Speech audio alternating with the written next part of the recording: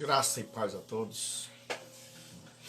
Eu sou o reverendo Gilberto Rebouças e nós estamos aqui para mais uma live da palavra do Senhor nosso Deus.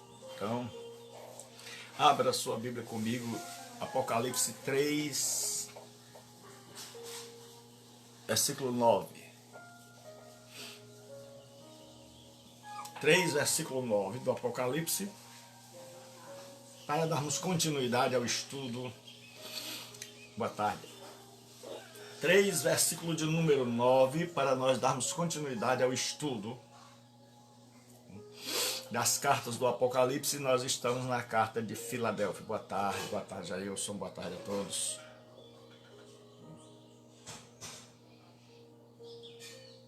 Então nós estamos estudando. Nós já vimos que essa cidade, Filadélfia, quer dizer amor entre irmãos ou amor fraternal.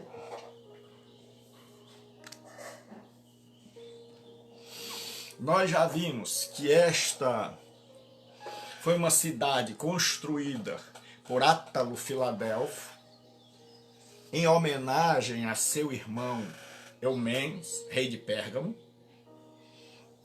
Nós já vimos que ela era uma porta para a obra missionária de transmitir a cultura helênica grega para o Oriente. Então ela era denominada de cidade missionária. Boa tarde, irmã Roberta, boa tarde, irmão Júnior.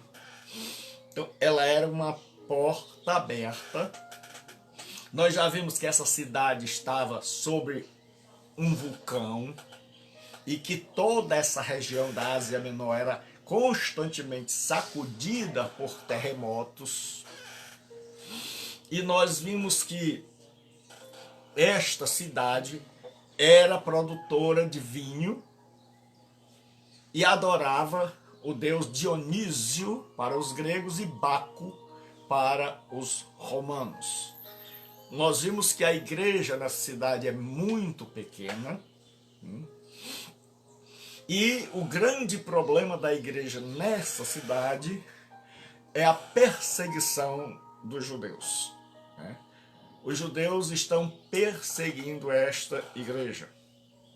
E essa igreja já passou por grandes perseguições. Nós já vimos que esse povo dessa cidade foi destruída com um terremoto e depois essa cidade, as pessoas mudaram de cidade, passaram a viver em tendas. Muitos não queriam viver mais dentro dos muros. Era comum você ver parede rachada por causa do terremoto. Eles estavam sobre um vulcão. E a cidade de Filadélfia, certo? Filéu, amor, adelfos, irmão, amor de irmão. Era uma cidade que era o epicentro de onde o terremoto afetava, certo? Com mais pungência, com mais poder. Então nós estamos vendo versículo 9 que diz assim: vejam o que farei com aqueles que são sinagoga de Satanás, e que se dizem judeus e não são, mas são mentirosos. Farei que se prostrem a teus pés e reconheçam que eu te amei.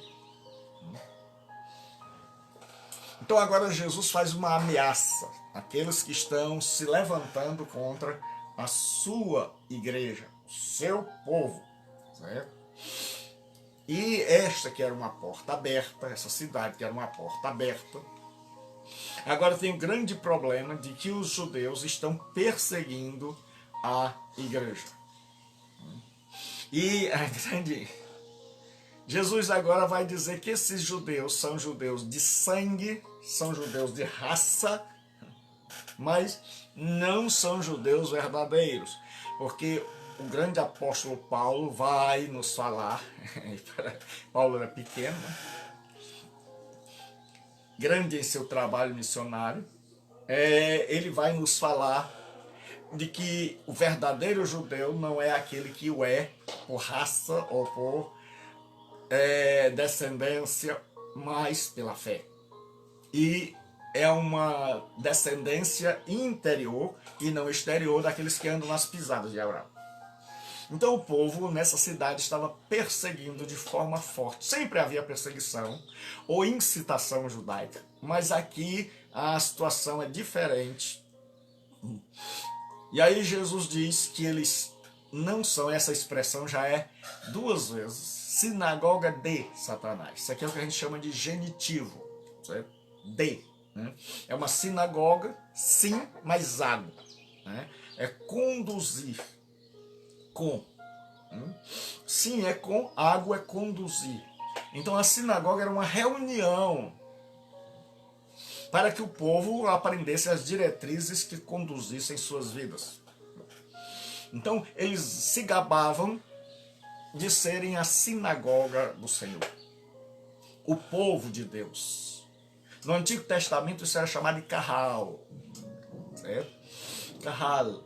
Então, não vai confundir com Carral, certo? É Carral.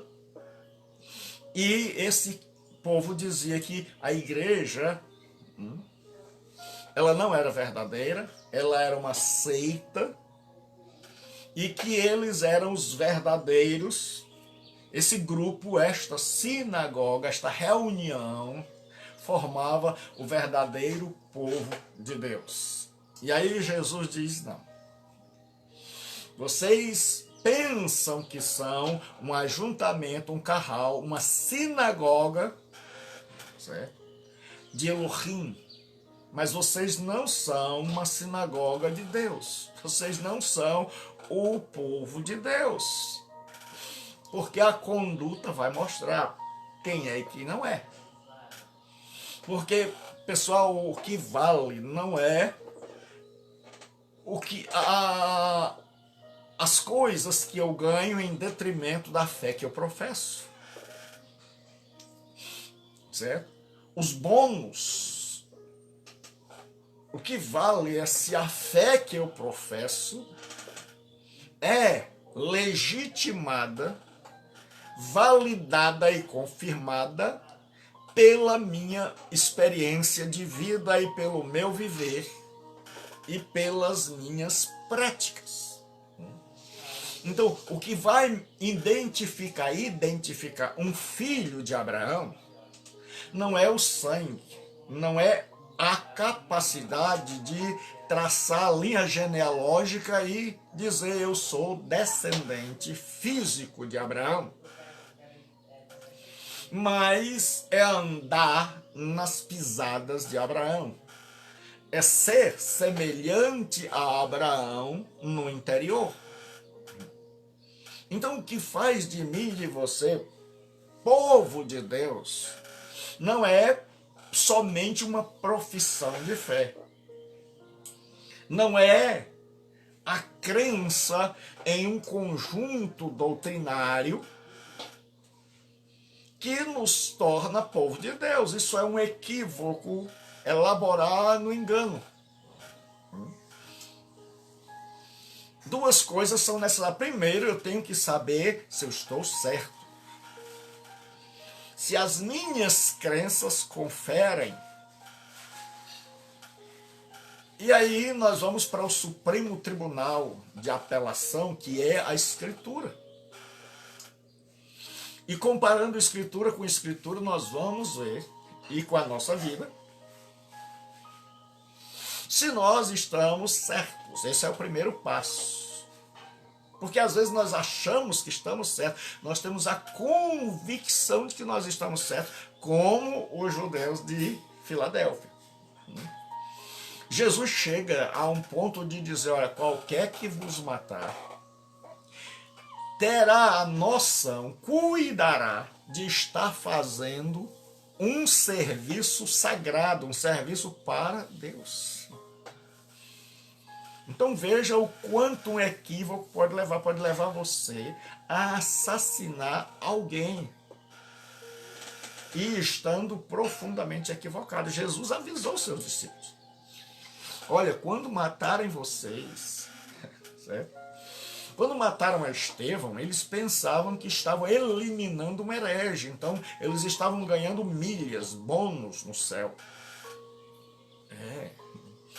Hoje, nos supermercados, existem umas tabelinhas onde, quando você compra, você vai ganhando e nas açaiterias da vida, você vai ganhando e você vai comprando e vai acumulando para no futuro você ganhar um brinde. E tem muita gente que pensa que é assim. Então, em primeiro lugar, nós temos que ver se a nossa crença é uma crença norteada, orientada, balizada pela Escritura.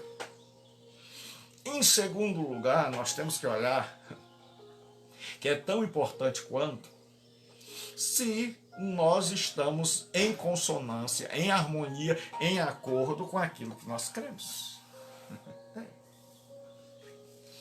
Porque qual era o grande mal do judeu? É que pensava que era o povo de Deus e Jesus faz um diagnóstico contrário. Jesus vai em outra direção e Jesus diz, vocês são a sinagoga.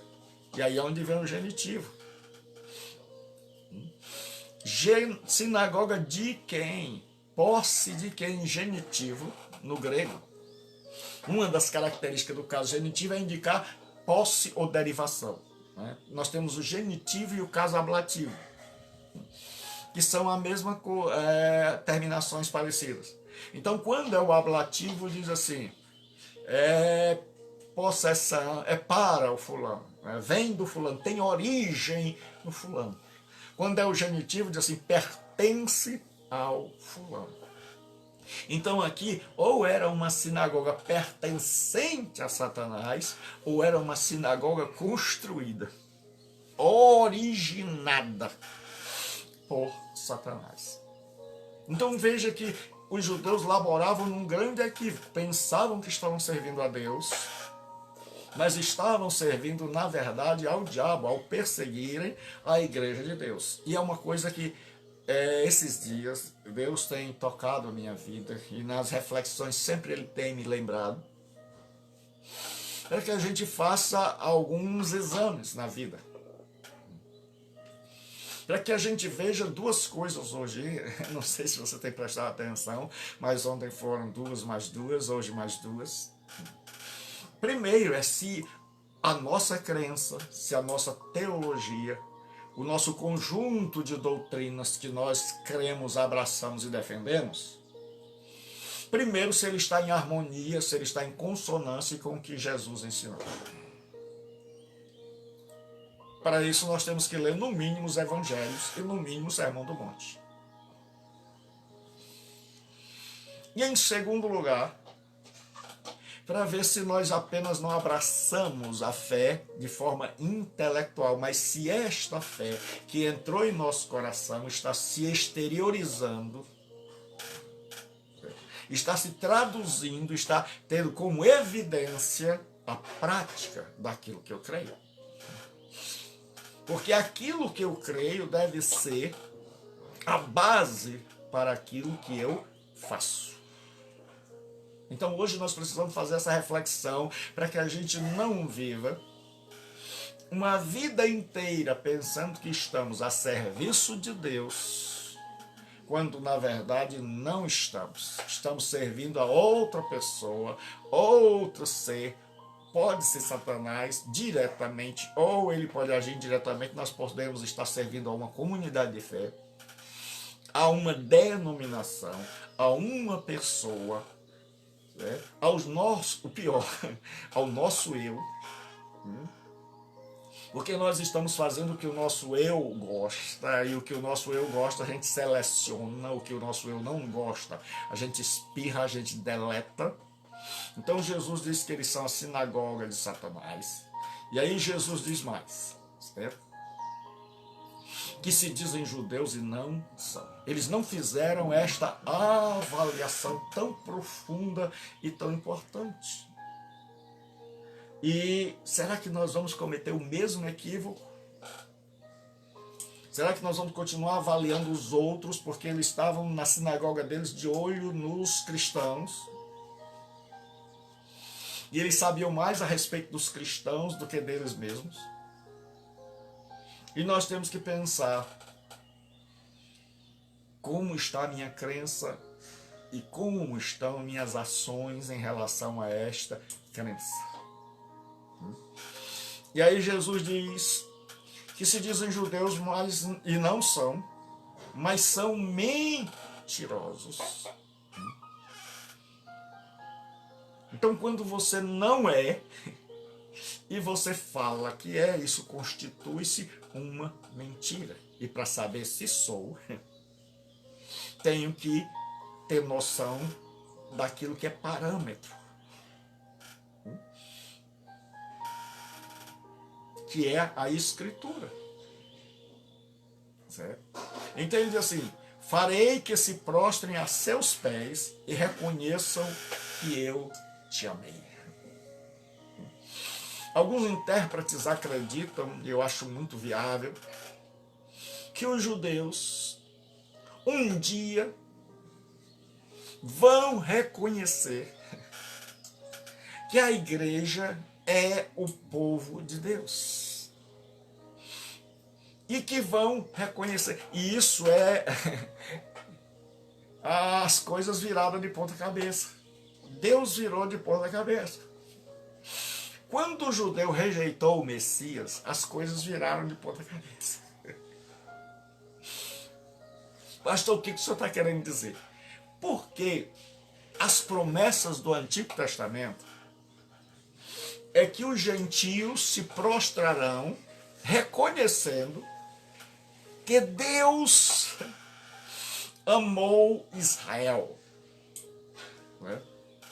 E agora, Jesus está dizendo que estas profecias que dizem, que vaticinavam, que profetizavam, que oraculavam, que os gentios dobrar-se-iam aos pés dos judeus, reconhecendo que Jeová, que Deus os amou, por causa da rejeição de Jesus como seu Messias, as coisas foram invertidas. Ao invés dos gentios se dobrarem aos pés dos judeus e dizer: Deus está com vocês, Deus ama vocês, os judeus é que vão fazer isso, que vão dizer: olha, verdadeiramente nós estávamos enganados, nós passamos a vida toda enganada. Toda a nossa vida nós estávamos completamente equivocados, nós perseguimos vocês, como Paulo. Um dos grandes exemplos é Paulo, que chegou ao ponto de mandar matar, de permitir a morte de Estevão, e depois ele já imaginou, alguns até dizem que esse aí é o espinho na carne de Paulo, ele não conseguia parar de pensar, mas isso é só especulação, mas eu creio que era algo que atormentava o apóstolo Paulo, sabe? Rapaz, eu matei um irmão. E aí o que o consola é que ele vai dizer: tudo que eu fiz na ignorância. Fiz por não conhecer. Jesus não quer que eu e você vivamos uma vida religiosa ignorante, que pensa que sabe tudo, que imagina que está na verdade, que defende a verdade, e de repente Jesus faz um diagnóstico e diz: você não é verdadeiro, você não tem substância, você não tem conteúdo. E quando você tem conteúdo, o conteúdo que você tem é dispare, é distinto, é oposto à fé que você professa. E aí, olha o que diz, eu peguei George Ladd aqui, e ele cita vários textos que eu vou ler para você, das profecias do Antigo Testamento sobre os gentios se curvando.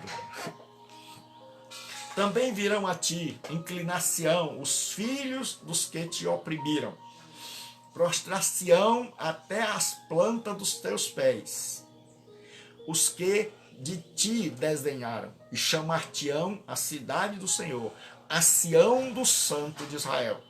Isaías 60, versículo 14. Eles te farão as suas súplicas, dizendo: só contigo está Deus, e não há outro que seja Deus. Isaías 45, 14.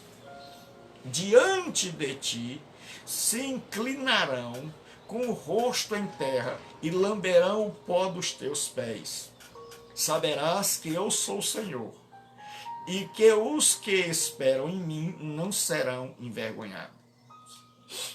as nações saberão que eu sou o Senhor que santifico a Israel, quando o meu santuário estiver sempre no meio deles. As nações saberão que eu sou o Senhor, diz Deus, quando eu vindicar a minha santidade perante eles. Ezequiel 36 e 23. Então todas estas profecias falam apontando para no futuro que as nações perseguidoras de Israel. Então Israel estava inculcado isso, porque Israel não faltava, o povo de Israel não faltava ao estudo na sinagoga, né? Então todos eles eram doutrinados pela mãe, e eles aprenderam 613 preceitos, 365 positivos e 248 negativos. Então, aos 13 anos, entre 12 e 13, o menino ia para o Bar Mitzvah, era para ele ser o filho do mandamento. Bar é filho em aramaico, Mitzvah, mandamento. Então ele ia se tornar agora o filho da lei, e a partir daquele momento ele era responsável. Hoje o nosso tal do ECA, Estatuto da Criança e do Adolescente, é que diz que o adolescente com 16, 17 anos não é responsável. Mas naquela época, com 13, Jesus foi com 12, porque o pai e a mãe doutrinavam, e a partir daquele momento ele era responsável por seus atos, podendo inclusive ser apedrejado. Certo? Então, o que acontece? Jesus diz, eles venham e se prostrem aos teus pés. Jesus disse, eles estavam sonhando que todos os gentios um dia iriam prostrar-se aos pés deles. Mas não, a coisa vai virar de ponta cabeça, são eles que vêm. Por quê? Porque o verdadeiro povo de Deus não é Israel nem a igreja. Pastor, agora eu pulei fora. Não, o verdadeiro povo de Deus são aqueles que têm Jesus como rei. São aqueles que são súditos do reino de Deus. São aqueles que têm Jesus como Messias prometido nas Santas Escrituras, e não Messias político, e não Messias divorciado das Escrituras. Então o que eles não entenderam, o que muitas vezes um monte de gente não entende, a gente leva tempo, tem que amadurecer para entender, é que, povo de Deus, as promessas vão se cumprir, não em Israel, literalmente, ou não nas denominações evangélicas, mas no legítimo povo de Deus. Esse foi o erro em que o povo estava envolvido. Era em achar que, porque eles eram descendentes de Abraão, e sempre a Bíblia vai bater de frente por causa disso, de pensar, olha, eu sou descendente de Abraão, e porque eu sou descendente de Abraão, eu tenho acesso ao céu. Porque eles criam a crença judaica de que Abraão tinha a porta do céu e não São Pedro. Então, tem que tirar no para o ímpar aí para ver quem é o porteiro celestial. Certo? Se é São Pedro ou se é Abraão. Ou então talvez eles trocaram de turno. No Antigo Testamento era Abraão, no Novo Testamento aí São Pedro vai. Certo? Então o que acontece? Agora esse povo, Jesus diz o seguinte, ó, venham e prostrem-se aos teus pés e saibam que eu te amei. Veja que o verbo está no passado. Isso aqui é o que a gente chama de aoristo. Eu te amei. Então o que vai fazer diferença, o que nos constitui povo de Deus, é o amor de Cristo. Não é a nossa bondade nem o nosso sofrimento. O povo só nos persegue por causa de Cristo. Certo? É tanto que quando negava-se a Cristo, acabava a perseguição. Então saiba, tudo que tem em nós vem dele. Até a perseguição é por causa dele. Mas nele nós somos agora o povo de Deus. E um dia Israel vai reconhecer isso. Certo? Então a nossa oração é para que Deus salve essa nação. É para que eles cheguem, ao invés da gente ir para lá para fazer turismo, para passear, para subir no Monte Sinai, queimar um monte de papel. Ao invés da gente ir lá, a gente vai lá fazer missões. Ao invés da gente querer se batizar no Rio Jordão, porque eu acho que as águas do Rio Jordão vão fazer igual com Naamã. Certo? Então, cuidado para não confundir experiências com doutrina, porque só teve um Naamã, não teve outro Naamã. Não virou regra, não virou norma. O pessoal está com lepra, pula no Jordão. Não. Ninguém tinha fé. Todo mundo sabia da história do Naamã, mas ninguém teve a mesma fé do Naamã de dar um pulo no Jordão. Certo? Então o que acontece agora? Jesus disse: eles virão, prostrar-se-ão, ou por meio da conversão, ou por meio da constatação, e eles vão reconhecer o verdadeiro povo de Deus. É o Israel espiritual, é a igreja, mas não é a denominação, é o que a gente chama de igreja universal, a igreja composta de todos os santos que foram regenerados. Aí Jesus faz uma promessa de segurança na hora da aprovação.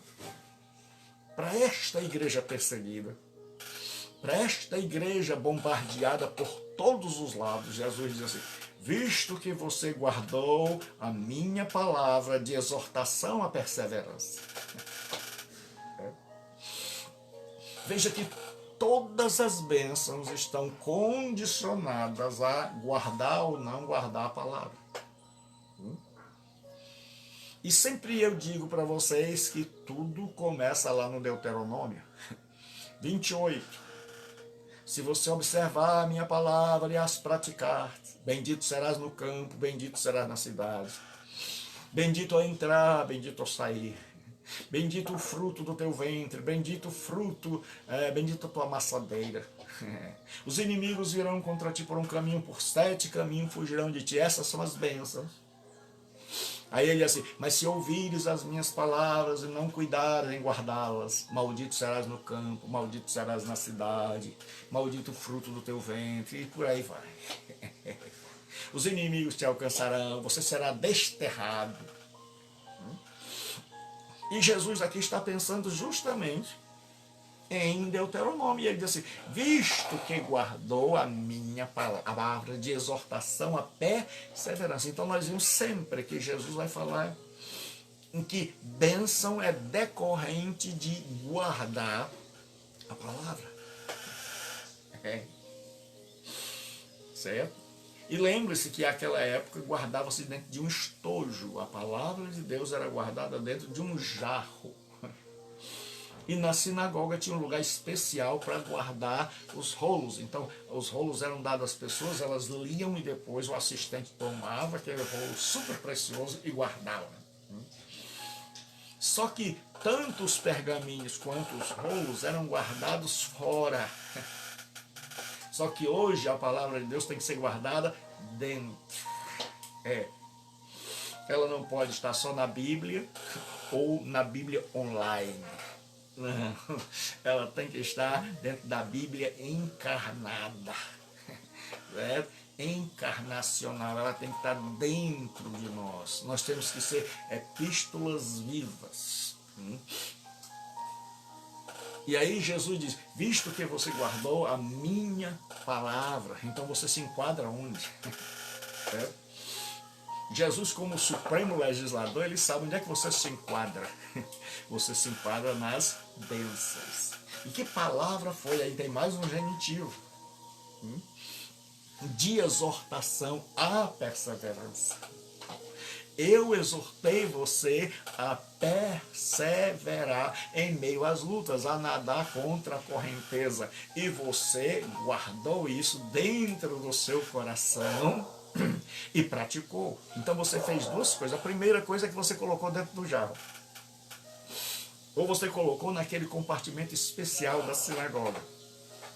Mas você guardou dentro da sua alma, dentro do seu coração, encheu a sua mente, permeou e perpassou toda a sua existência. E aí você perseverou, porque quem guarda, pratica, porque quem entendeu, traduz em prática. E aí Jesus diz, olha, você guardou a minha palavra de exortação à perseverança, e vocês têm perseverado, eu reconheço. Não tem sido fácil, vocês já sofreram perseguição, vocês sofrem perseguição, vocês não têm como se defender porque vocês são pequenos, vocês são muitos escravos, vocês são gente pobre, vocês vivem numa cidade que não dá chance a vocês, e Jesus diz, mas vocês guardaram a minha palavra de perseverar dia adiante. Então lembre-se do que eu disse ontem. Não é o comentário que interpreta a Bíblia. Vamos ver se alguém ainda lembra, para você completar a frase.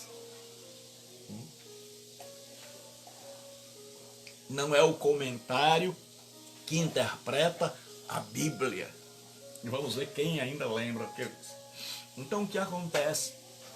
Quando você vai ler, você tem que ler esse texto e ver o que ele está dizendo no seu todo. E aqui vai uma pequena dica de interpretação. Porque o nosso grande mal é que a nossa exegese é uma exegese furada.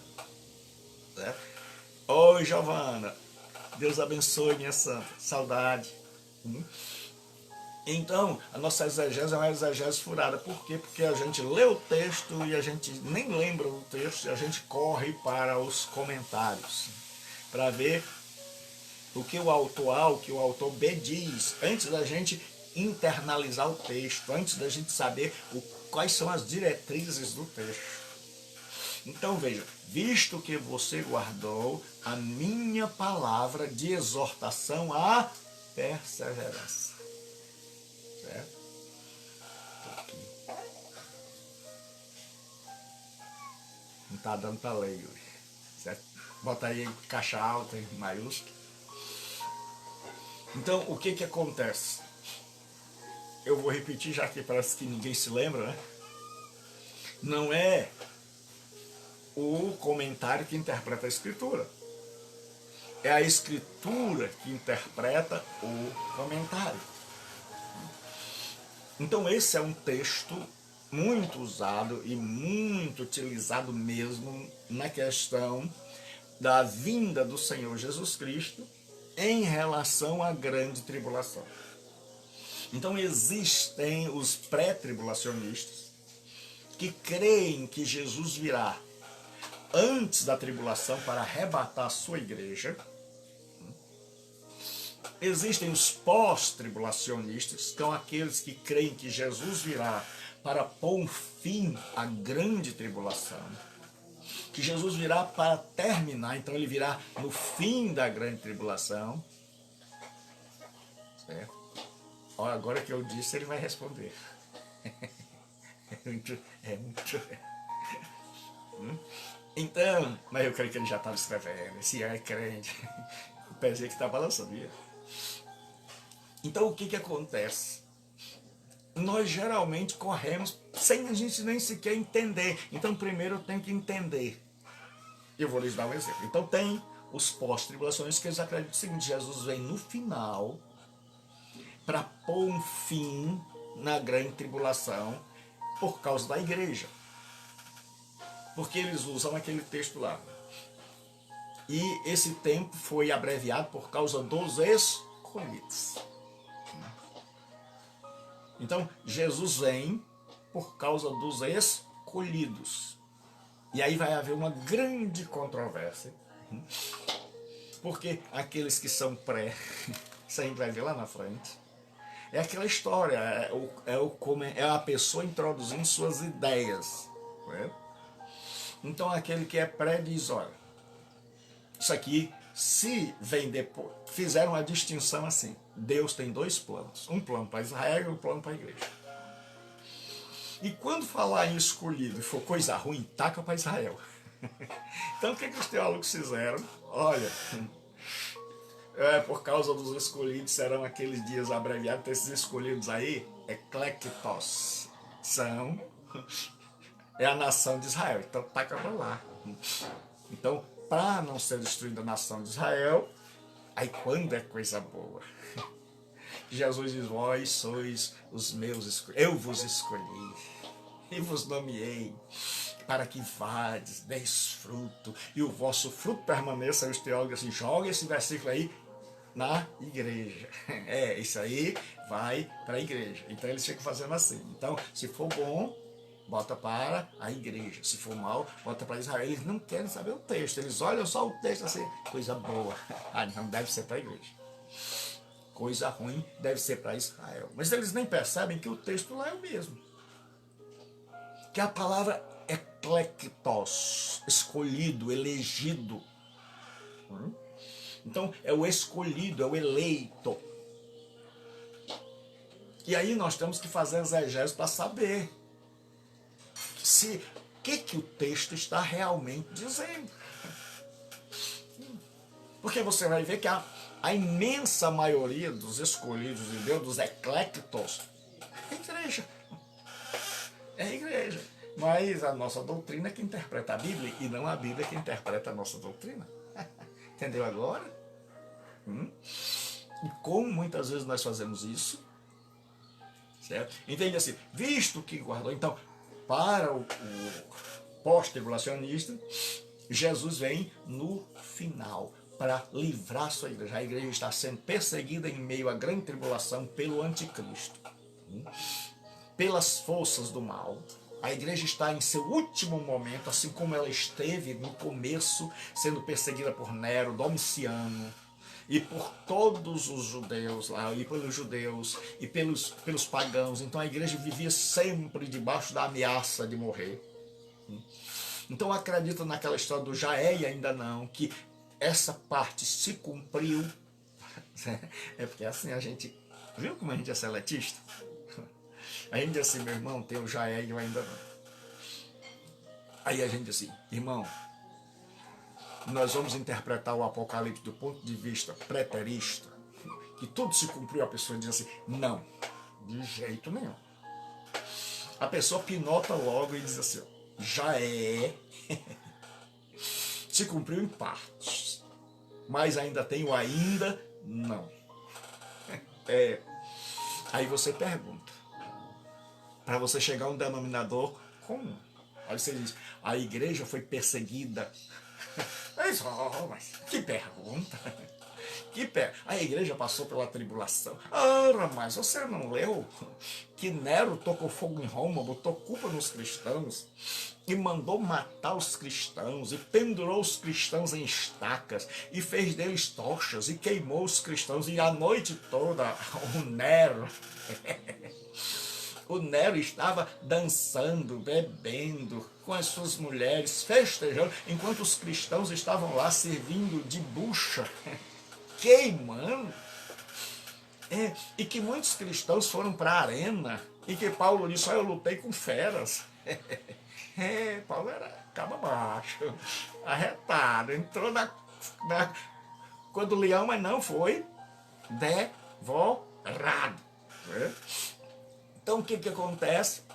Aí a gente diz assim, mas isso é o já é, pastor. Meu irmão, e o ainda não? Se o já é já se cumpriu, e o ainda não? Aí as pessoas ficam assim, porque geralmente nós acolhemos o que nos foi ensinado, e isso é normal de todo ser humano. As pessoas nos ensinam, nós nem olhamos para conferir se o outro lado está certo ou está errado. Deu para entender? Eu não estou dizendo aqui que nenhum lado está certo ou nenhum lado está errado. Eu estou dizendo como essa história de que a Bíblia que deve interpretar. Porque se nós interpretarmos a Bíblia, nós vamos puxar a brasa para a nossa sardinha.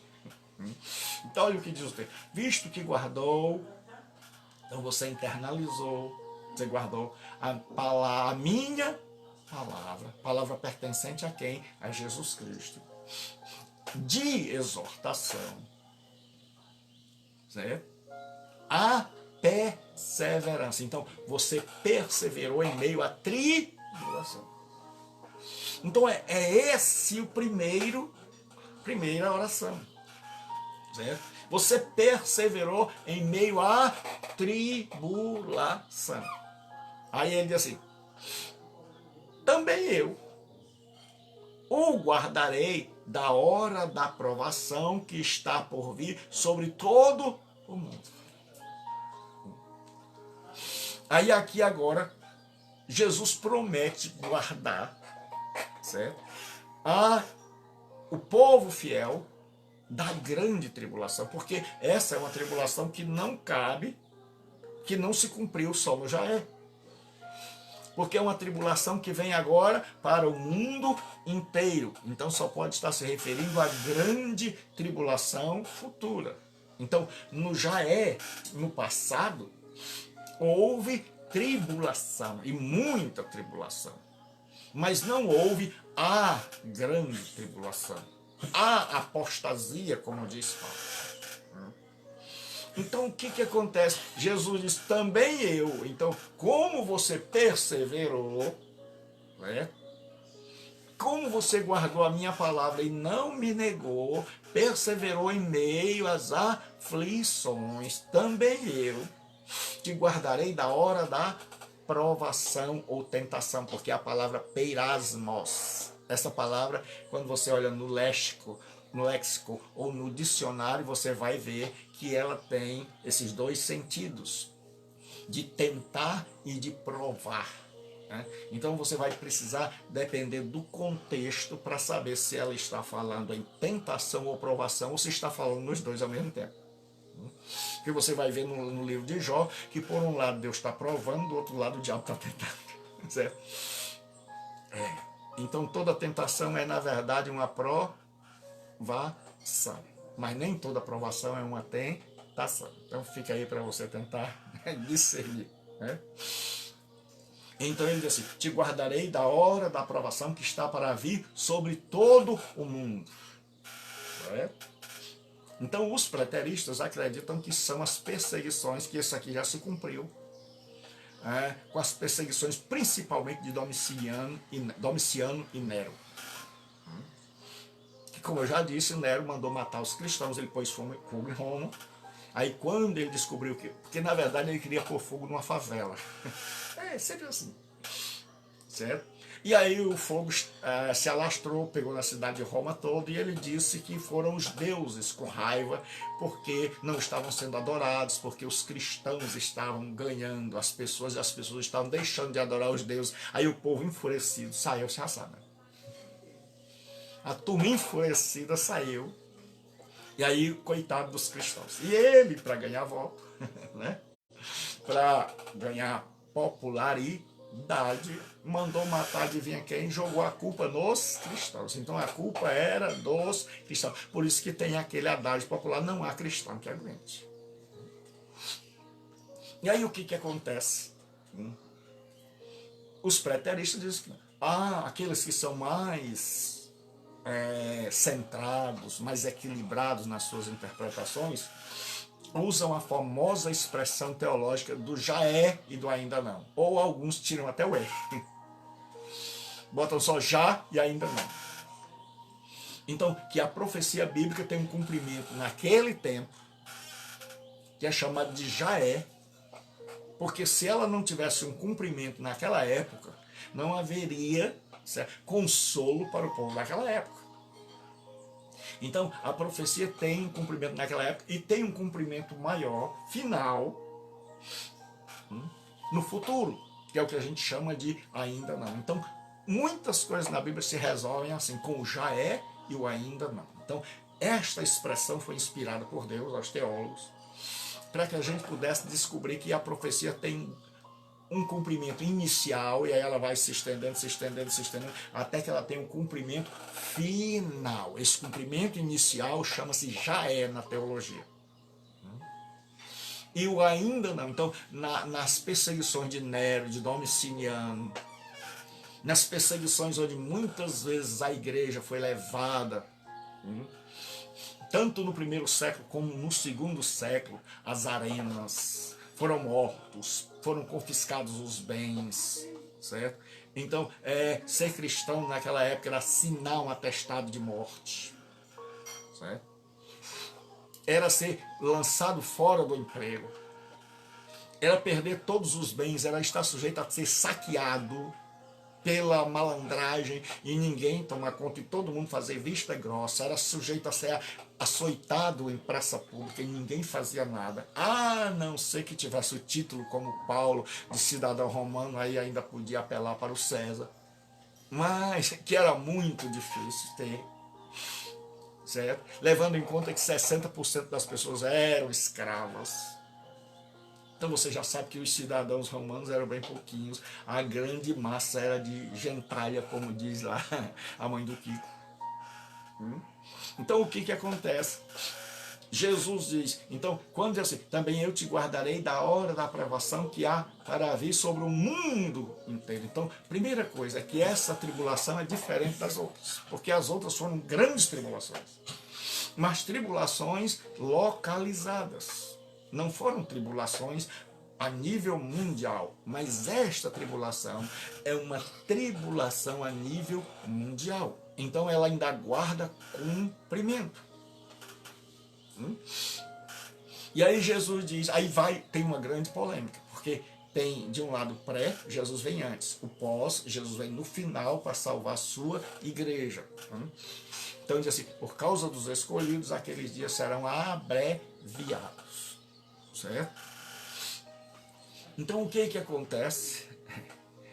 Na nossa teologia, às vezes rasa, a gente diz assim, ó, já descobriram até a quantidade de anos que tem lá, né, por causa da semana de ano. Então a grande tribulação será de 7 anos. 3 anos e meio, mais 3 anos e meio, etc. Vamos ver quando a gente estiver estudando escatologia, de uma forma mais profunda, essas questões. Então o que acontece é que de um lado vem Jesus para salvar a sua igreja. Então o pré-tribulacionista diz que aqueles escolhidos ali que Jesus vem para salvar é Israel, porque nós já fomos. O pós-tribulacionista diz não.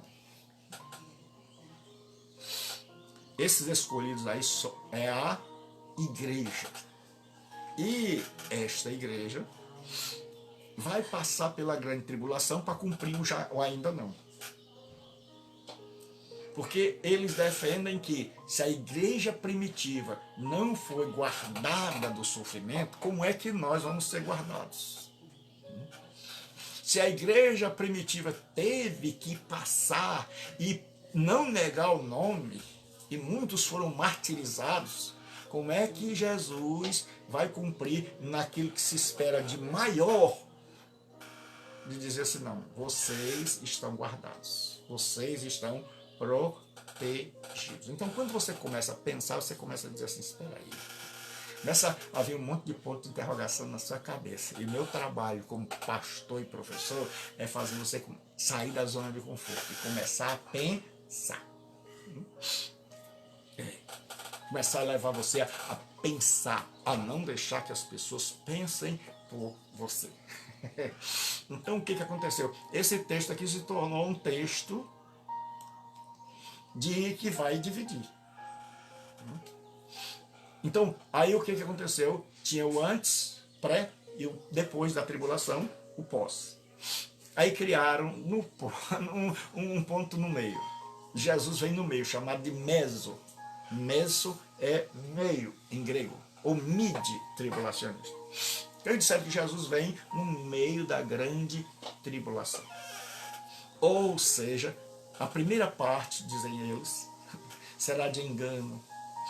O anticristo parecerá bonzinho. E nesta parte a igreja deve estar. E quando o anticristo se manifesta depois dos 3 anos e meio, porque aí eles já disseram que a grande tribulação já não é mais de 7 anos, mas de apenas 3 anos e meio. Então eles dividem assim, tribulação, aí você vê, aí um tracinho, grande tribulação. Aí para uns a grande tribulação é 7 anos, são de 7 anos, para outros já não são mais 7, para os mid já não são mais, são apenas os 3 anos, porque o que eu estou querendo dizer com tudo isso? Eu não estou querendo confundir sua cabeça. Primeiro eu quero levar você a pensar. Segundo, eu quero justificar o porquê eu disse que a Bíblia interpreta a minha interpretação. E a Bíblia interpreta os comentários, e não os comentários interpretam a Bíblia.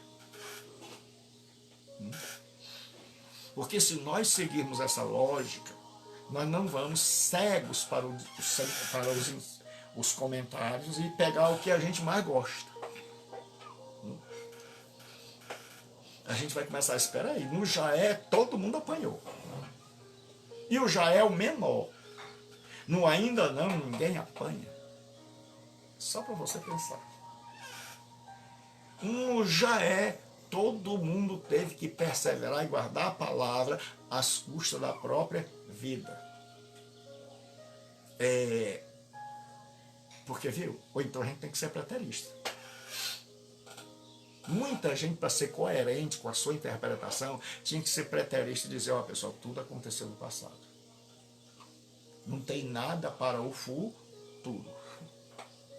Porque aí pronto, aí a pessoa é coerente na sua interpretação. Mas dizer que existe o já é e o ainda não, e que o ainda não se cumpriu, e dizer que nós não vamos levar nenhuma palmada, você já percebeu que tem alguma coisa errada. Né? Então, aí o que acontece? Diz assim, também eu te guardarei da hora da provação. Então surgiram duas interpretações. Se é guardar na hora ou guardar da hora. Então aqueles que interpretam por guardar da hora da provação, eles interpretam que Jesus vem antes da grande tribulação para livrar a igreja da tribulação. E quem vai para a tribulação? Israel. Porque é como eu disse, sempre, tudo que for ruim, quem vai passar é Israel. Então o que acontece? Então é o livrar da. Então diz, olha, Jesus prometeu guardar da hora da provação. Tem o outro lado que diz não. Jesus vai guardar na provação. Jesus vai guardar na provação. Aí você vai ver. Aí eles vão argumentar. Deus livrou Daniel da provação. Eles vão dizer qual é o método de Deus. Deus livrou Daniel da cova ou na cova. Deus livrou Sadraque, Mesaque e Abednego da ou na. Certo? Então vai haver essa disputa. E aí tem uma preposiçãozinha aqui, que é da, certo? Que vai fazer a confusão. Porque a preposição ek, em grego, ek tu peirasmu, da provação, certo? Da tentação. Então, essa preposição ek, originalmente ela quer dizer para fora de. Então, se você pega uma gramática de grego, você vai pegar uma boa gramática, ela vai ter um gráfico com as preposições. E alguns fazem um círculo e botam a preposição em dentro. Em Cristo, quer dizer que nós estamos dentro de Cristo.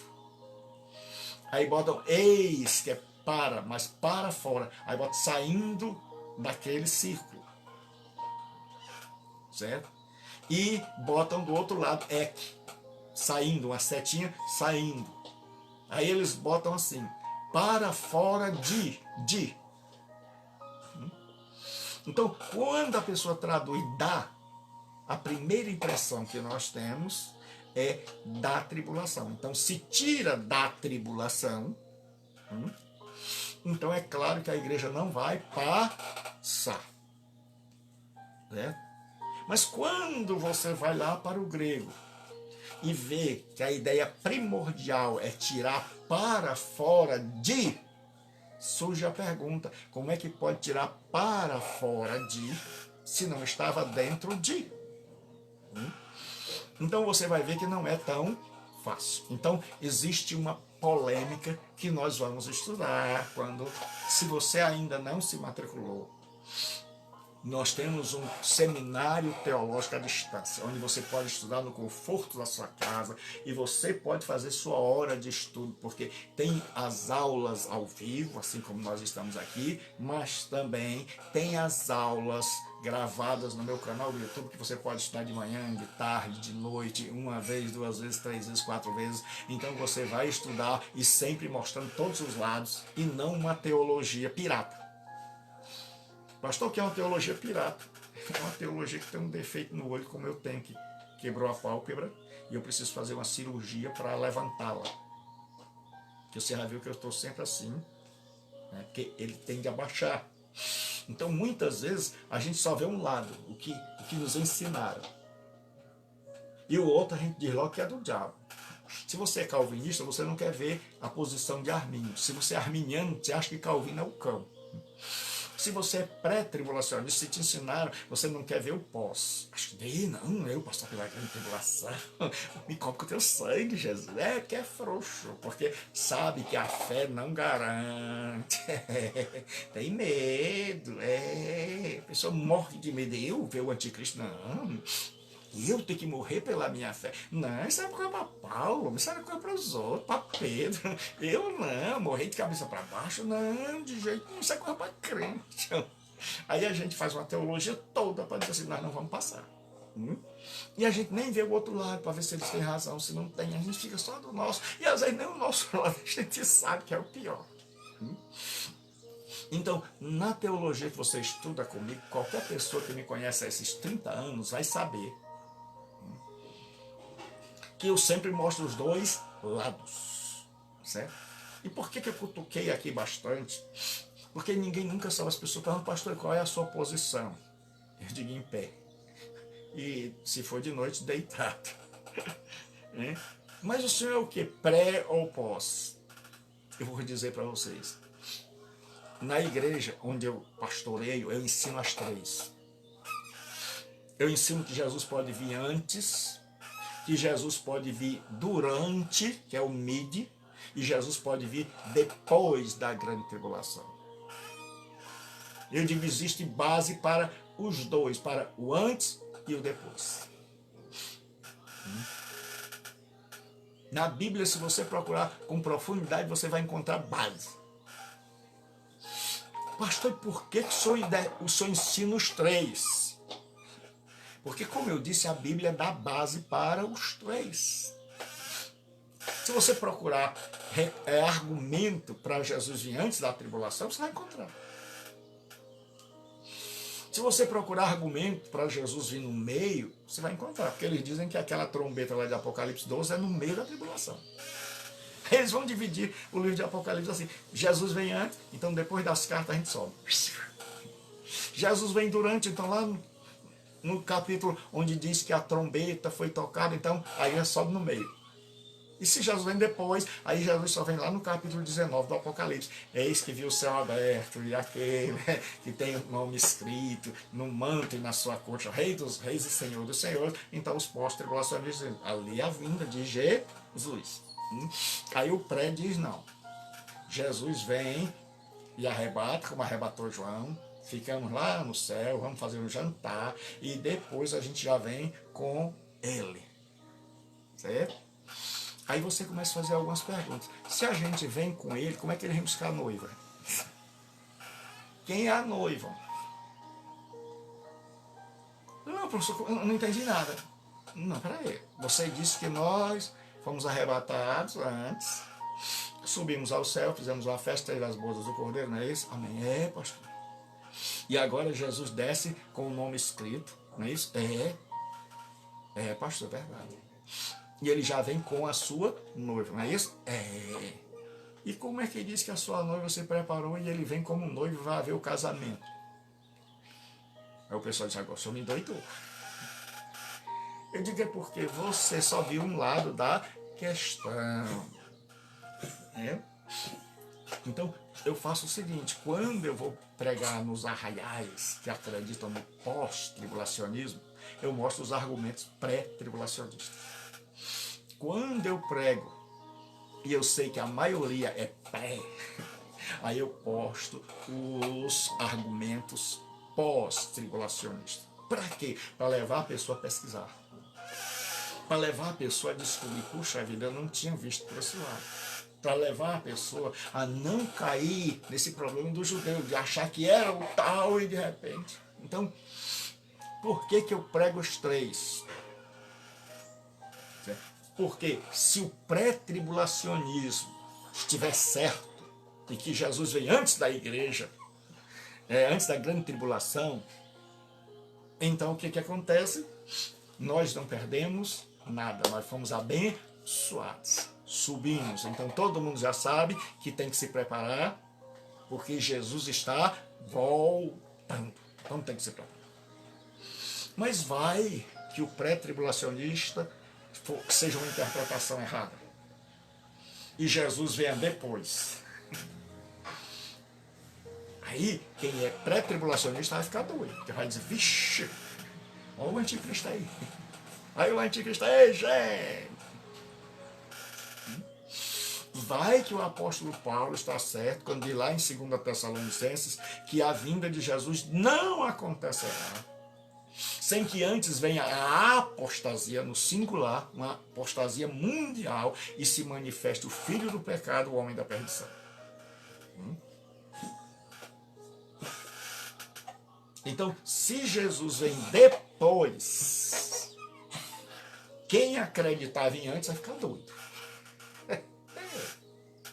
E se eu pregar só que ele vem antes, e eu estiver errado, porque eu não sou perfeito, porque só quem tem a interpretação correta é o Espírito Santo, porque não são heresias, são interpretações. Então, se eu prego que Jesus veio antes e eu estou errado, quando o anticristo aparecer, a grande tribulação começar, quem esperava que Jesus viria antes vai pensar que não era crente, que não subiu, que o povo subiu e ele ficou. Agora, se hoje o povo já fica assustado, todo sonho que tem é a igreja subindo e ele ficando. Imagine vendo o anticristo. Mas se você prega o pós, a pessoa diz, olha, meu pastor ensinou que a gente se preparasse para a vinda de Jesus, mas se preparasse também para Jesus só vir no final. Então, então eu fui ensinado as duas coisas. Que Jesus pode vir, então eu devo estar preparado todos os dias. Porque eu creio que não é para estar preparado só para a vinda de Jesus. É para estar preparado porque foi alcançado pelo amor de Deus. Certo? Não é para deixar para se preparar. Por isso que Jesus não disse o dia nem a hora. Porque senão a gente dizia assim, ele vem em 2022. Então ainda tem 2 anos para pecar, para brincar, para deixar de orar. Jesus disse, você não sabe a hora que eu venho. Jesus disse, eu não sou nem pré, nem pós, você não sabe. Vou esconder de vocês a hora que eu venho. Vocês devem estar preparados todos os dias. Então, eu explico para a igreja que o importante é estar preparado, porque se estiver preparado, se Jesus vier antes, amém. Se Jesus vier durante, amém. Se Jesus vier depois, está preparado. Diz assim, rapaz, vem o anticristo aí. Vem a perseguição.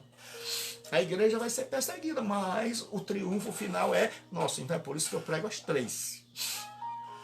Eu digo, olha, Jesus pode vir antes, amém. Pode vir durante, amém. E pode vir depois, então esteja preparado. Eu digo, o importante não é quando Jesus vem. Se o importante fosse quando Jesus vem, ele teria dito, meus filhos, venham cá. Baixa aqui a cabeça que eu quero falar no ouvido de vocês. Eu venho antes da grande tribulação. Então não se preocupem, certo? Que eu venho e ele teria dito antes. Não tinha deixado nenhum problema aqui. Certo? E nem tinha deixado textos que vai dizer que a igreja passa.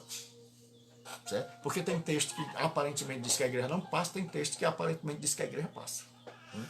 Então, se você estudar com profundidade, certo?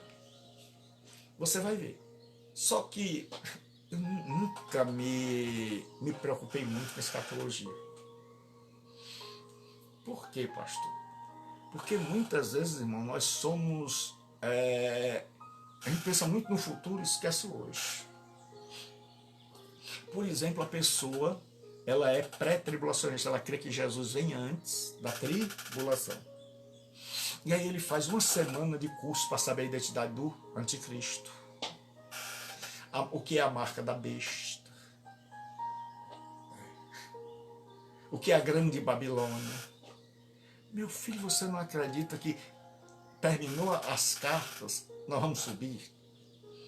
Pastor, então por que você não faz um curso para casais? Então por que você não ensina a pessoa a ser cristão de verdade? Porque nós não vamos ver anticristo, nós não vamos ver besta, nós não vamos ver a grande Babilônia, nós não vamos ser marcados, não é assim que a gente crê? Pastor, então por que nós vamos gastar tempo em coisas que nós não vamos passar? Entendeu? Agora, aquele que acredita que vai passar tem que estudar com maior profundidade. Certo? Mas o grande problema é que a gente não estuda para viver.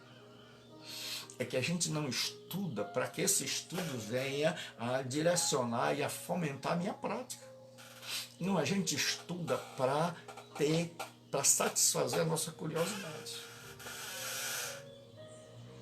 A gente estuda só para satisfazer a nossa curiosidade. Agora eu já sei. Eu sou pré e Jesus vem antes e eu vou botar aqui um disco em Oslo, na Noruega.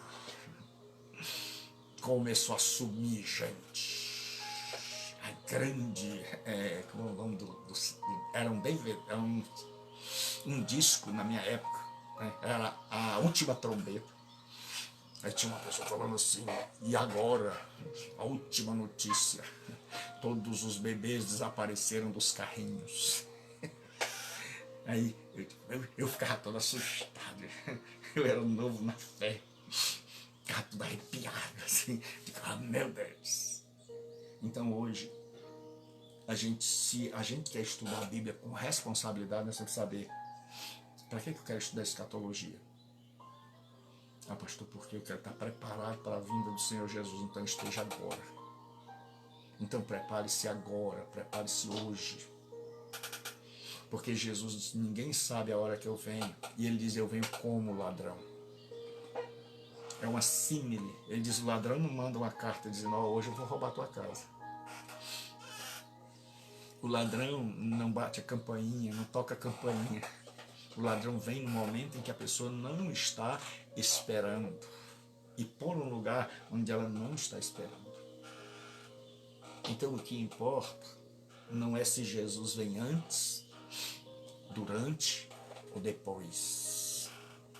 O que importa é saber se a semelhança da igreja de Filadélfia nós estamos perseverando. Se nós estamos vivos ou não, temos só o nome de que vive e estamos mortos. O que importa é dizer, Senhor Jesus, se o Senhor vier antes, eu agradeço. Eu subirei com toda felicidade, com toda alegria, e cantarei e louvarei o teu nome.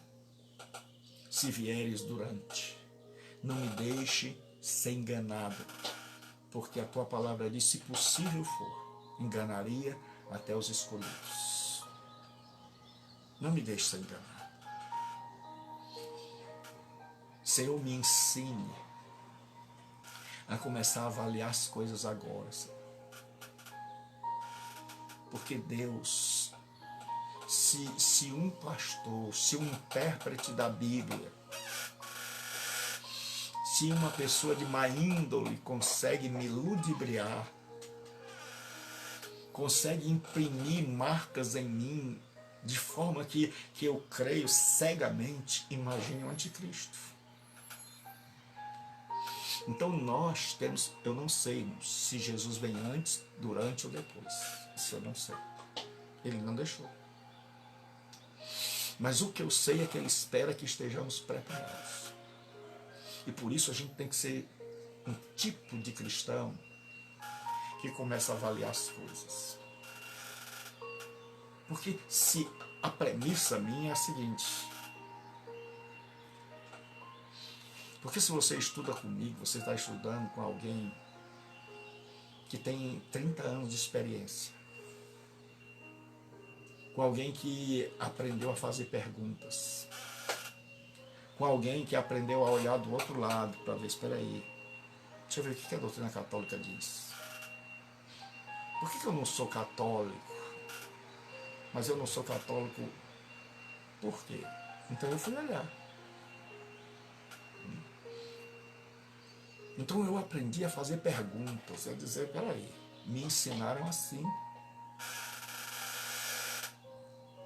E eu disse, é isso que a Bíblia ensina? Muitas coisas que me ensinaram no seminário estavam equivocadas. Quando eu aprendi a fazer exegese, que eu aprendi grego, hebraico, e como interpretar um texto de forma técnica, e ver todos os passos da exegese, quando eu comecei a aplicar, eu mesmo me surpreendi. E a semelhança de muitos de nós, quando a gente começa a fazer exegese, a gente tenta não engolir. Você tenta, quando eu fiz a exegese daquele texto que diz, serão batizados com o Espírito Santo e com fogo. E eu descobri que com o Espírito Santo é para o crente e com fogo é para o ímpio. Né? Porque você vai ver logo no segundo versículo, no versículo 12, e assim na sua mão ele tem a pá, ele limpará a sua eira, recolherá no celeiro o trigo, mas queimará a palha com fogo inextinguível. Porque é o fogo inextinguível, é o fogo do inferno. E ali ele está falando de duas coisas. Se você pega Mateus todinho, Mateus tem como maneira literária de fazer contraste entre duas coisas.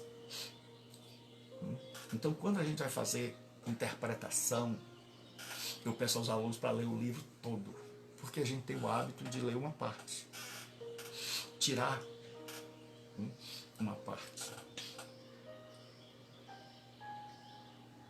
E aí o que acontece? Quando eles voltaram dizendo, pastor, existem duas portas, dois caminhos, duas casas, uma na pedra, outra na rocha, na areia, dois tipos de virgens.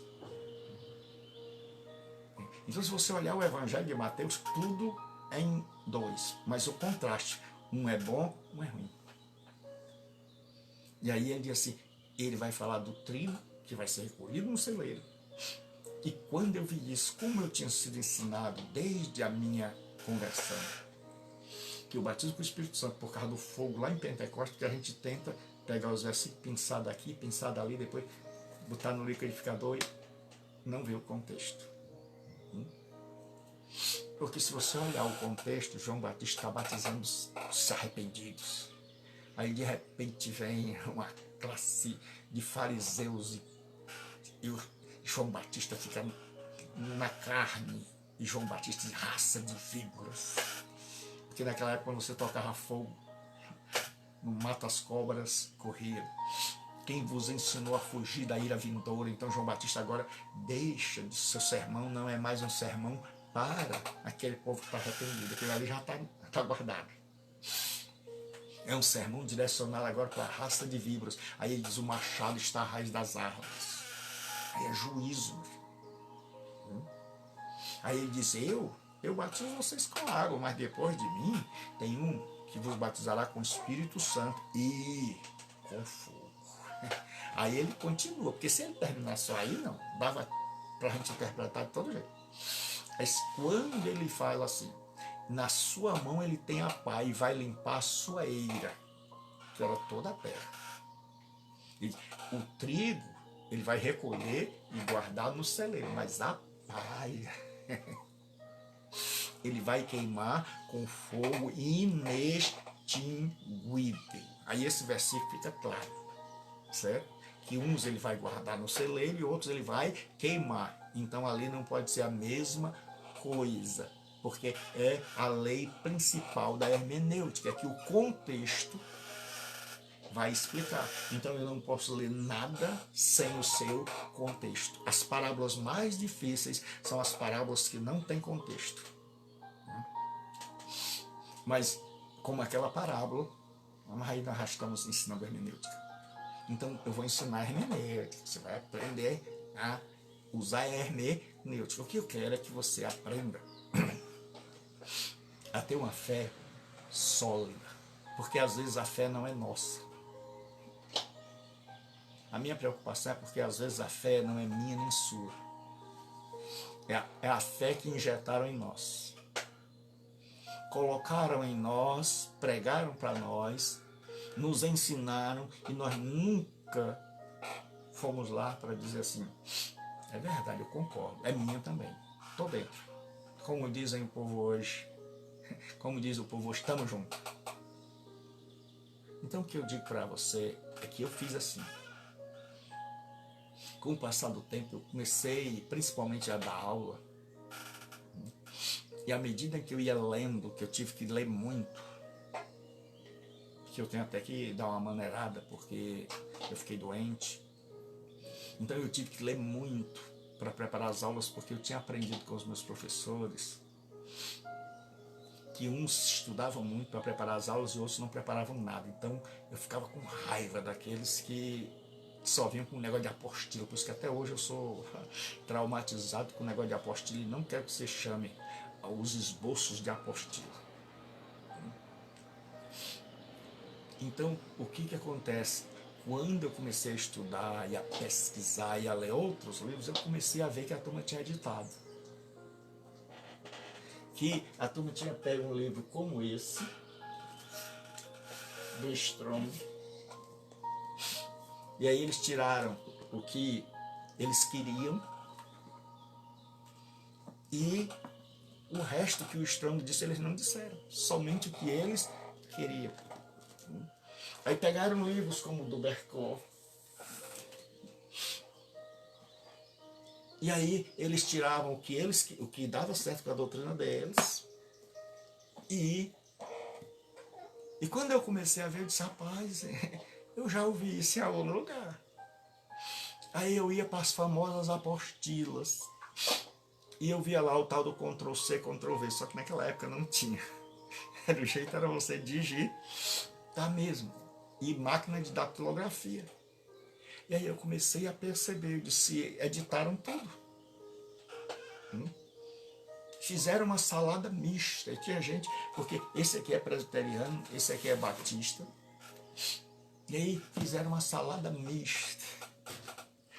E aí quando eu comecei a estudar os livros como esse, como todos esses daqui, que são só de teologia sistemática, essa parte aqui é de teologia sistemática, como esses livros aqui, o George Led, que é teologia do Novo Testamento, aí você vai perceber, copiaram tudo e tiraram tudo do seu contexto. Então eu aprendi que o que tinham me ensinado com boa índole, com bom gosto, mas que muitas vezes já era uma apostila que já vinha de fora. Naquela época a apostila vinha do Recife. E como eu não tinha acesso aos livros, hoje, irmão, todo mundo tem acesso. Hoje você bota no Google, baixar livro em PDF. E eu tenho não sei quantos mil livros em PDF. Por isso eu abandonei de comprar aqui, porque eu me acostumei com os livros aqui no computador. Então hoje você tem acesso. Hoje você bota o nome, você bota assim, Berkov, Teologia Sistemática, baixa, vem até com vírus, eu digo sempre. E aí a gente não quer estudar. Porque, para que eu disse tudo isso? Porque a teologia que me ensinaram tem que ser minha. Tem que eu concordar também. Não posso pregar, vender o peixe do jeito que me compraram, não. Eu tenho que examinar se o peixe é bom. se o peixe não é venenoso, se o peixe não faz mal, se não é como nós dizemos no Nordeste, reimoso. Eu tenho que examinar. E depois, se eu concordo, se aquilo está... Aí, pastor, como é que eu sei se eu concordo, se eu discordo? É pelo meu gosto? Porque a gente pergunta assim, qual é a música de Deus? É aquela que eu gosto. Certo? Então, se a música é de Deus, é do jeito que eu gosto de forró, então a pessoa canta forrozinho, né? A gente gosta. Mas a música de Deus é aquela que está de acordo com a Escritura. A doutrina que Deus gosta é a doutrina que está de acordo com a Escritura. Então eu posso até não ter conhecimento de exegese, eu posso até não ter conhecimento histórico, de contexto histórico, mas um pouco de bom senso e caldo de galinha não faz mal para ninguém. Você lê o texto com calma, buscando interpretar o texto, observando o texto, e você vai seguir as diretrizes do texto. E aí o que acontece? A teologia não é mais dos outros. Agora é a tua teologia. É o teu conjunto de doutrinas que vão nortear a tua vida. E muitas vezes você vai descobrir que na Bíblia existem tensões. O que é isso, pastor? É que a Bíblia muitas vezes diz assim, você foi eleito e você escolhe.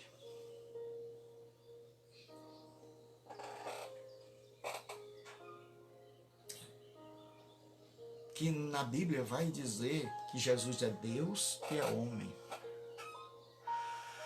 Que Deus é um e subsiste eternamente em três. Ou seja, que não dá para explicar. Que existem tensões. Que existem coisas que não dá para dizer assim, eu pego um versículozinho e eu mostro e está resolvido, não. Então o que eu desejo é que, assim como Deus me fez amadurecer, me fez pensar, me fez criar e ainda estou criando a minha própria teologia, porque no dia que a minha teologia se acabar, significa, no dia que eu acabar de teologar, de pensar sobre Deus, de raciocinar, de ver se os meus conceitos estão certos ou estão errados, nesse dia ou Deus ficou pequeno demais ou eu cresci demais. E como eu não posso crescer mais do que Deus, então eu não posso parar de estar sempre avaliando. Eu não posso engolir tudo que me dizem. Eu tenho que usar o meu senso crítico. E eu tenho que comparar com a Escritura. E se estiver de acordo com a Escritura, então eu vou crer, eu vou praticar e eu vou defender. Que Deus abençoe você. Né? Que Deus nos abençoe. Certo? Hoje, à noite, nós teremos às 20 horas. Certo? Então, até à noite, e ore por mim. Deus abençoe. Seja alguém que não é alguém que simplesmente abre o seu ser e as pessoas colocam as coisas lá por você. Mas tudo que está aqui, tudo que nós aprendemos, submeta ao escrutínio das Escrituras. E aí você terá a sua própria teologia, sua própria fé, sua crença. Não será uma pessoa que tem um pouco disso, um pouco daquilo outro, e que acaba se contradizendo. E saiba, eu vou ler o resto para a gente terminar. Que está para vir sobre todo mundo, para pôr à prova os que habitam sobre a terra. Então qual é o objetivo desta grande tribulação? Provar os que habitam sobre a terra. Para pôr à prova. Para ver quem é quem. E ele diz assim, venho em breve. Então os últimos dias começaram desde a primeira vinda de Jesus. Então, por isso que a Bíblia vai dizer que vem em breve. Porque desde a primeira vinda até hoje, nós estamos vivendo os últimos dias. Existe o último dia, que é o dia do juízo final, e existem os últimos dias. Então nós estamos vivendo, desde a primeira vinda, os últimos dias. Aí ele diz assim, retenha o que você tem, para que ninguém tome a tua coroa. A ideia aqui é porque quando era muito comum no Olimpo ter os Jogos Olímpicos. Porque esse texto é um texto usado para a pessoa poder perder a salvação. E muita gente fez uma exegese assim de olhar e dizer, tenha o que você tem para que ninguém tome a tua coroa. Então alguém pode chegar e tomar a tua salvação. Mas o que acontece com esse texto? Certo? Naquela época havia os Jogos Olímpicos e existia também em Corinto os Jogos Estípicos. E é tanto que Paulo diz, correi de tal maneira que alcancei o prêmio. Ou seja, correi de acordo com as normas. Paulo está falando que tinha as raias e a pessoa não podia correr porque muitos tentavam correr passando para a raia do outro. Então economizava terreno e acabava chegando na frente. Aí lá na frente o juiz desclassificava. É como aquele corredor de Fórmula 1 que sai da pista, aí tem que pagar 5 segundos, 3 segundos. Então ele ou quando é desclassificado.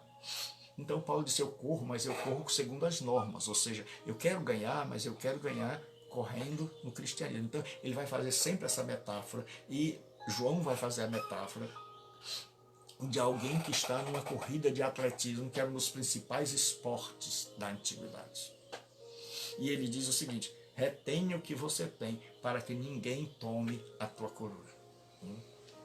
Então, o que acontece é João está dizendo, meu filho, você está correndo, você está na raia. Nada de ficar olhando para trás.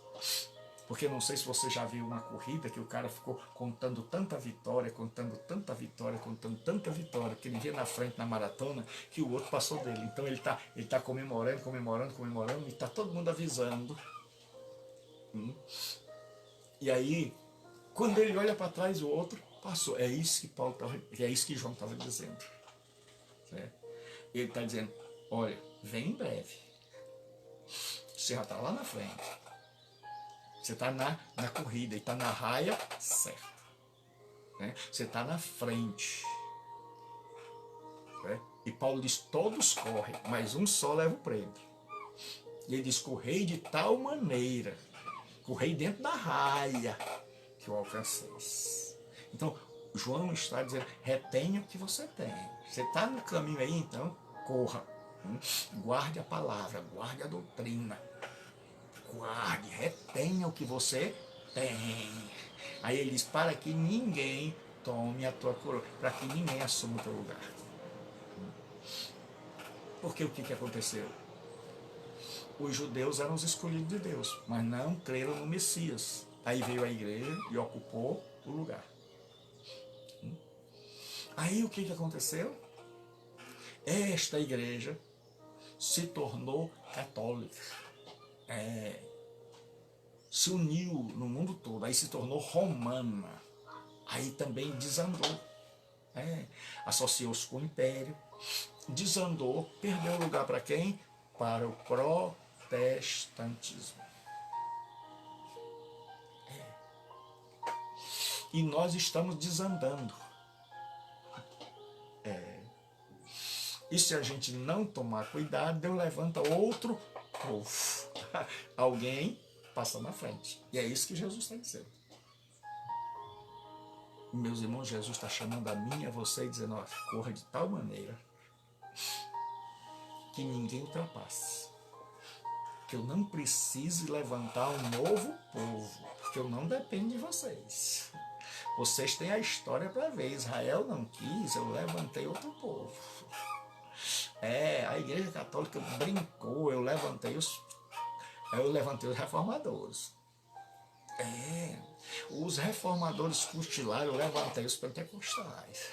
Os pentecostais estão brincando de reteté, vou levantar outros. Então a história está aí para dizer que muita gente que pensou que já ia ganhar o prêmio, alguém passou na frente dele. Então, vamos correr. Paulo diz, prossigo para o alvo. Entendeu agora? Prossigo para o alvo. Ele estava com o olho na linha de chegada. Então, prossigamos para o alvo. E ele diz, esquecendo-me de tudo que para trás fica. Se você olhar para trás, é o tempo em que o outro corredor passa. Então Jesus diz, quem lança a mão no arado e olha para trás, não é apto para o reino dos céus. Então vamos em frente.